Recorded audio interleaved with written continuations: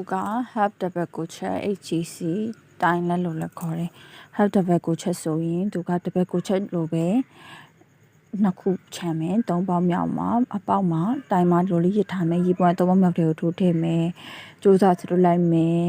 သုံးခုဖြစ်သွားပြီ the bagucha မှာဆိုရင်တော့နှစ်ခုကြားတဲ့တစ်ခုနှစ်ခုကြားတဲ့တစ်ခုထုတ်ပြီးမယ်ဒီကကြတော့ okay ပြီးရင်အမှရစ်မယ်ပေါက်ကြားတဲ့ထိုးထည့်လိုက်မယ်စူးစမ်းစထုတ်တယ်သုံးခုရပြီ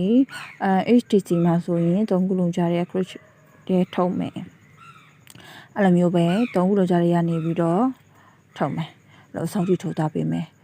အဲ့ဒီဘက် crochet မှာဆိုရင်အဲ့လိုမျိုးထုတ်ပြီးတော့ထိုးသားပေးမယ်သူကဒီဘက် crochet နဲ့ပါကွာလဲဆိုရင်ဒီဘက် crochet မှာဆိုရင်နှစ်ပေါက်ကြားတဲ့နှစ်ခါထုတ်တယ်နောက်တစ်ခါနှစ်ပေါက်ကြားတဲ့တစ်ခါထုတ်တယ်HTC မှာဆိုရင်တော့သုံးပေါက်လုံးကြားတဲ့ကနေတစ်ခါလေးထုတ်မယ်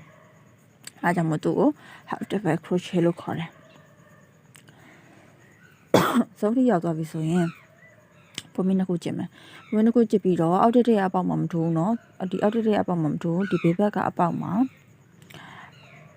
တိုင်းလက်လေးထပ်ထောင်မယ်အတက်ဘက် crochet လေးထောင်မယ်ဒီဆုံးထိသွားမယ်အဆုံးထိသွားမယ်ဆိုရင်ဒီဘက်တောက်ကပုံမင်းတစ်ခုသာချန်ထားတဲ့နေရာမှာလဲတိုင်းလက်လေးတစ်ခုထိုးပေးရမယ်အဲ့ဒါဆိုရင်ဒါက half double crochet